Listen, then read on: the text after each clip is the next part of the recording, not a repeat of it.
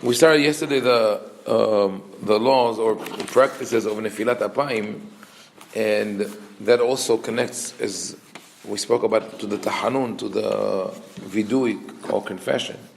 So here I want to segue a little bit from keter-shemtov to another book, Sedei Hamed by Rabbi Haim Ovadia, who was originally from Hebron, Eretz Israel, and then he traveled to Russia. He was a rabbi in Kremenchug, which is in the Crimea, and in a city called Krasov Bazar. So it was sort of a junction between Eastern Europe and the community of the Caucasus, like Bukhara, Kazakhstan, all these. He corresponded with the whole world. He wrote an encyclopedia of halacha called Sedei Hamed, and here's what it says about the vidui. מה שנהגו בכל תפוצות ישראל להתוודות פעמיים בכל יום אחר תפילת 18 שחרית ומנחה. It seems that it's a widespread custom among all communities to say in the morning and on mincha tahanun, ashamnu, bagadnu, gazalnu, the confession. So twice a day. And it says has already been discussed in the book Ot Hi Le'olam.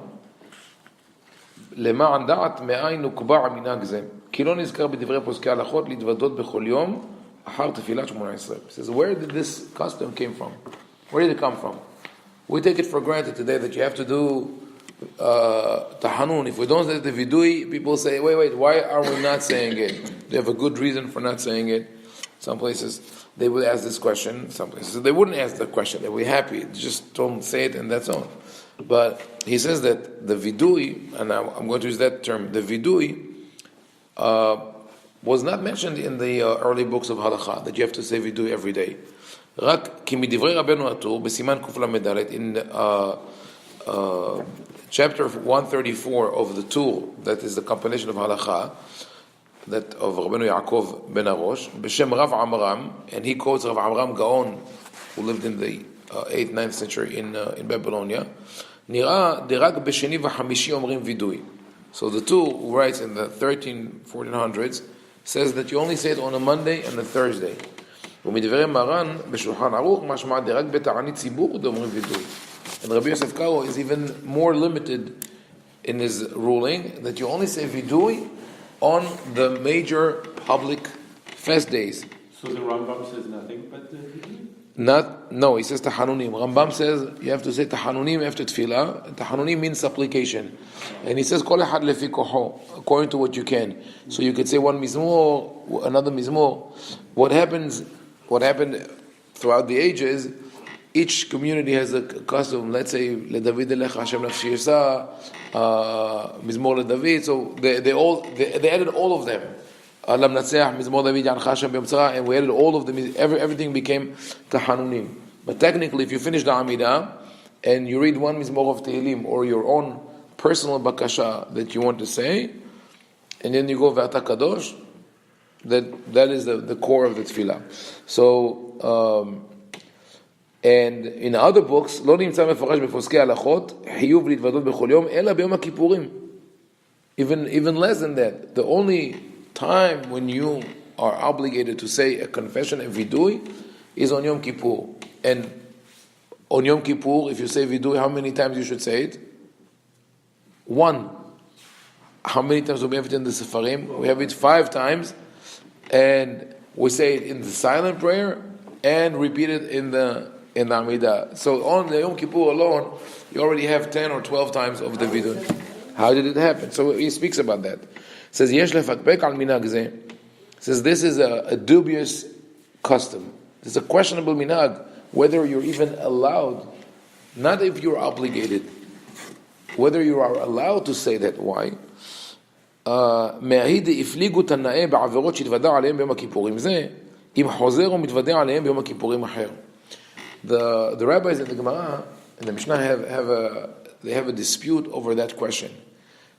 When you back in the day, they would only say a vidui on Yom Kippur, right? So once you said vidui on Yom Kippurim of this year, are you going to mention the same sins on the vidui on the next Yom Kippur? One of them says yes, because he's based on the pasuk, Hatati lenegdi tamid. Avoni ani lav hatati lenegdi tamid. David HaMelech says, I always remember my iniquity. Like, it's good to know that you did something wrong. The other one says, no, it's not good. This is more similar to the pasuk, Kechelev shav al tzuato uchshikor shav al ki'o. But Shlomo HaMelech says, someone who goes back to dwell on the negative is like a drunk man who goes back to check his where he puked. Sorry for the comparison. Like, it's repugnant. Leave it alone. That's it. You move on. Forget. Put the past behind. So this is the dispute between the rabbis, so that discussion depends on that. Are you allowed to repeat it or not? But this is from one year to another. To say it every day. There's also vidui inside the Shemona Esrei. Right. Right. Which was established way before. Which we do in the Shemona Esrei? Hatanu lefanecha. Yeah. Right. Yeah. Established way before. Yeah, but this is a general thing. Slach lanu avinu ki hatanu, mechol lanu makenu ki fashanu. But the focus on that is not to say I have sinned, but rather please forgive me. And it's a general request. The supplication is, please forgive the iniquity of the people, me also, all of us. But you don't say I have committed a specific crime or anything like that. So he says, יש פוסקים הרבה שסוברים דאינו רשאי להתוודות משום שנראה שאינו בוטח בחסדי האל יתברך שיום הכיפורים מכפר. So some opinions say, some rabbis say, you're not allowed to say the vidui again because the halacha says, based on the psukim, Yom HaKippurim mechaper, that the fact that you lived through Yom Kippur in itself is atonement. You did everything that's needed. Of course, we're not talking about someone who says a vidui and then goes back to do the same thing, because this way he has newly minted sins on a regular basis. We're talking about someone who did something wrong, recognized it, expressed it orally, and said the vidui, and now he's not going to do it again. So Hachamim say, once you did all that, once you lived through Yom Kippur, now it has been atoned for. So to bring it up again shows that you don't trust Hashem, that you don't trust His loving kindness, that He forgave your avon. And then there are other rabbis who say that you're allowed to, but you're not obligated to. מכל מקום, העיקר כדעת הפוסקים שלא להתוודות כי ברבים היו בצירוף דעות. So but if you go with the majority of the rabbis, you have a very small minority who says that you have to say vidui again from one Yom Kippur to another, and then a combination of majority of those who say that you're not allowed to say the vidui again, or that you're not obligated to say the vidui again. But the overwhelming majority is that one should not or does not have to say it again. Im ken, it says, ואם זהו ביום הכיפורים, אם כן כל שכן שאינו ראוי להתוודות כן בכל ערב הבוקר. This discussion is about once a year. Some say, don't do it next year, and some say, maybe you're allowed to, and others say you are. But every day, bechol yom, boker va'erev, like every day, every morning, every evening. Humans. Yeah. You do the prayer, and as soon as you finish with it, you're still already thinking about the business. Yeah, but okay, so say, yes. If you want to, so this is okay, this is fine. If you have a specific thing that you feel that you need to say vidui for, then by all means you could say it every day. That is important. This is called hashbon nefesh. That people do, it's included in Kriyat Shema al Hamitah. That's a good thing to do at the end of the day, to reflect upon the day. What have I done wrong? Maybe write it down. I have offended someone. I'm going to call him tomorrow and say, I'm sorry. There's a story about one rabbi jumped out. I think it was Rabbi Israel Salante. Jumped out of his bed. He went to sleep already. Jumped out of bed, ran out of the house. Came back half an hour later. His wife says, "What happened? Are you okay? Everything okay? Too much coffee?" Maybe she said no. He said he remembered that he gave a tailor in his neighborhood. He had something to fix with his clothes. And he gave it to him, and he fixed it on the spot. And he said, "I'll pay you. I'll bring back the money." And he forgot. And then when he went to sleep, he remembered they didn't pay the man yet. And the halakha says, "Beyomo yiten secharo." You have to pay depending on the job. What if someone is your employee for a month? You pay at the end of the month. For a year, at the end of the year. But if it's a daily job, you have to pay immediately. He says, "I cannot go to sleep if I didn't pay him yet." So this is a kind of awareness that is important. Not saying that vidui is totally wrong, but if it's focused and you know what you're referring to, that's one thing. But if we just say it by rote, the same thing every day, and we also run the risk of with all the prayers. But here, especially, the problem is it's like either way you go, it's a problem. If people believe that they did that, then they get into the kind of mood of depression and guilt, and even a feeling that no matter what they do, they can never improve their ways. That was, I think I mentioned it once before, that was the mentality in the yeshiva. When I was in yeshiva, the mentality of the rabbis, this is a Litvak, not a Sephardi yeshiva. I think in the Sephardi yeshiva in the past, it wouldn't be like that. At least that's not what I had from my grandfather. But in the Lithuanian yeshivot, that was the approach. The approach was always to put you down, to make you feel that you're worthless. No matter what you do, no matter how much you study, they would tell us, "You think you study well?" In the past, people would fall asleep on their standards. They would crawl out of the bed midrash to get, if they had enough energy to get into bed, they felt that they didn't study enough. They would crawl back to the bed midrash. Wow, okay. So, you feel, they always make you feel guilty. If that was not enough, then they would find in the halakha literature to talk about wasting one seed, because all teenagers go through that, and then everybody you would feel guilty. Even in Shidduchim, I remember one of the dates that I had, that they set me up with a frum girl. So we talk. She says the husbands are going to it says itnu et adin ala 5 dakot shem korem iton. This was like she said in Hebrew. She says a man. She says, I want someone who studies 24/7, and if he reads the newspaper for 5 minutes or listens to the radio, he is going to stand judgment for it in front of God. So thank you so much. Can like me show me the door. But this is one direction. If you believe in it and you get into this mentality of guilt and shame, then it really becomes an impediment for growth. On the other hand, what happens is a numbing of the senses completely. You said every day, ratzachnu.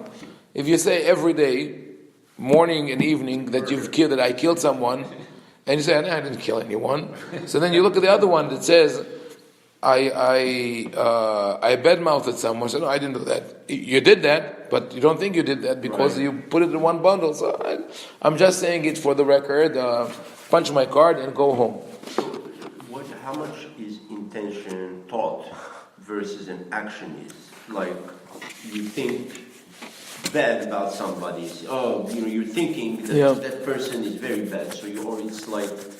So, do you know what I'm saying? Yes. Versus looking at you're a bad person, I hate you guys, or thinking it. Right. Because I heard something about the thought is as powerful as... The thought is powerful, and it's not recommended, not just because of halakha, but, psychologists, psychotherapists will tell you that it's not good to hold a grudge against the person. In many cases, it also happens to married couples. They want to talk to each other, but they're not happy with what the other one does, and there's resentment between them, and then it explodes.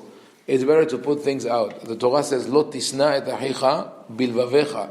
You should not harbor hatred towards your brother in your heart. Meaning, it's better to put it out and say what you feel, because then you have So it's better that you just, God forgive me, instead go and ask forgiveness from the other person? No, don't insult that person, but come and say, I think that, what you did was wrong. Right? It could be, it's criticism. Maybe the other person would not accept it, so willingly, maybe yes. It's better to tell someone something to his face than talk about him behind his back. But that's what we usually do. Since I'm only telling you, I don't want to tell the other person. But and today we have no, right. That's the key word. It's bilvavecha. It's either you confront, or you forget. Right. And today we have new problems with social media. People shame each other on Facebook, on Instagram, or who knows what, and then you can't pull it back. Right. But I'll add to that. When you say bilvavecha, you don't really forget it. If someone offended you, someone wronged you in a harsh way, and he came and he apologized, you can forgive. You're not obligated to forget, but what you remember is not. There are two ways to remember. There's a way to remember where you have a grudge and it causes anger. Like every time you see that person, I hate what he did to me. Or protecting yourself. Exactly. Right. Defense. Just that person hurt me once, hurt me twice, apologize. Very nice. Yeah. Next time he calls, let it go to voicemail. Let's put it this way. Or you avoid it.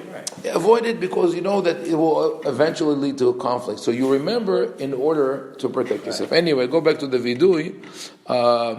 It says that some people argue that it's based on Kabbalah, it's based on mysticism, and then the only argument that rabbi that he quotes in the book Oti Le'olam was able to provide for saying the vidui is that the Gemara says Shalosh avirot en adam nitzol mehem bechol yom. There are certain things that happen every day. One of them is a lashon hara and so on. One of them is gezel, is that you will end up, no matter what you do during the day, maybe compromising the property of another person. You just maybe you drove by and you splashed something on someone, you scratched someone's car, who knows. So there are things that happen every day. It says, "V'lo yadati ech nitkarera da'ato b'ma she'anu noagim lefaret kama chataim va'avonot." It says this is still not a good argument. It really goes, it drills into that issue. Why? It says if there are three specific things that the Gemara mentioned, so you should say vidui for those three specific things, or just say in general hatati aviti pashati. That's it. I have sinned. I have made mistakes, etc.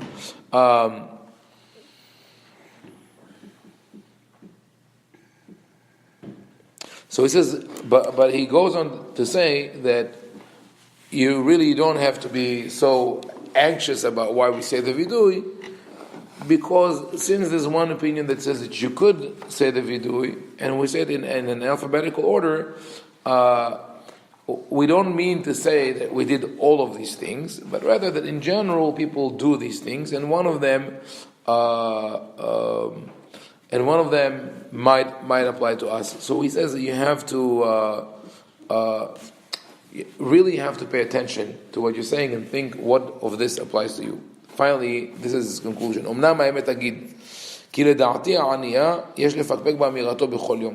my opinion, it is inappropriate to say it every day. You have to say it with submission and with attention. And at least to pay attention to what you are pronouncing. And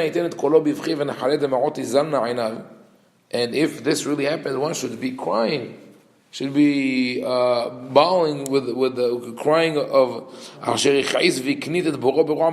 you really feel that way, you have to feel sorrow for going against God, for את אשר עשה התיר ואת אשר שנא השם אהב והדאגה והיגון עזב והוא להתחרט בלב שלם. You feel that God says it's okay, I said it's not okay. God says it's not okay, I said it's okay. And that will cause me to have a full regret for what I did. And then he will keep on. That will prompt him to do even more. But unfortunately, he says, what I see, and hurts me. כי לפי רוב ההרגל בנוסח הווידוי הנאמר פעמיים בכל יום, because of our we got used to say the vidui twice a day, הרבה בני אדם כמוני אין איש שם עליו להתמרמר בבכי כפי התנאים הנצרכים הנעשה. So many people like me, and so he's very humble. He was the chief rabbi of the whole region, and people correspond with the whole world. He says, people like me, well, who am I? He says, nobody pays attention to the vidui, nobody cries. He says, מחזיקנה תיבותה לידה דכי מתינו לחתנו עבינו מכה באגרוף על החזה וליבו בא לעימו. He says, I am really very grateful to my hand. This is being sarcastic. It says, my hand, when I get to the vidui, my hand automatically starts beating my heart. Thank you so much, hand, for doing that, because I say it, but my heart is not there. I mean, like it says, this is, you go, you see people do that. כי הרצים יצאו דחופים ורגע במראה רץ קצבי שלא לעשות רצון אבינו שבשמיים. It says, הרצים יצאו דחופים, like in Megillat Esther, the messengers are rushed, they are in a rush. Just finish the tefillah and go home, and ועד שלא יתחיל יסיים, you finish before you even start. It says, ודאי חציפותה היא והעדר טוב ממציאותו. This is, it says, it borders on audacity, on chutzpah. It's better not to say it than to say it. He says, he leaves it open-ended. He says, this is the minhag. You should think what to do. May Hashem give us his love and reverence. There is, though, a group of Hasidim who don't say vidui any day except for Yom Kippur. And first of all, they have the days that we have. Chabad is a little bit like that. Maybe Chabad, I don't know. Chabad is a little bit, they try to avoid it. Yeah, they try to avoid. As much as No, but there's a Hasidic synagogue. Chabad died. Yeah. When the Rebbe went to the Right. When he got out of the Right, so those are several dates. Right. But there's a Hasidic shtibel in Israel, I forgot where, that besides all the dates that they accumulate, from Purim, Pesach, Nisan, the Rabbi, all that, they say that on, just like Lag BaOmer, which is the day of the Hilulah of Rabbi Shimon Bar Yochai, when a righteous man leaves that world, for him it's a celebration because his soul reunites with God. So it's a celebration. So they worked out the calendar. After 2,000 years, 3,000 years of existence, there's a tzaddik who died on every day. they never say Tahanun every day of the year. Baruch Adonai L'olam, Amen ve'amen.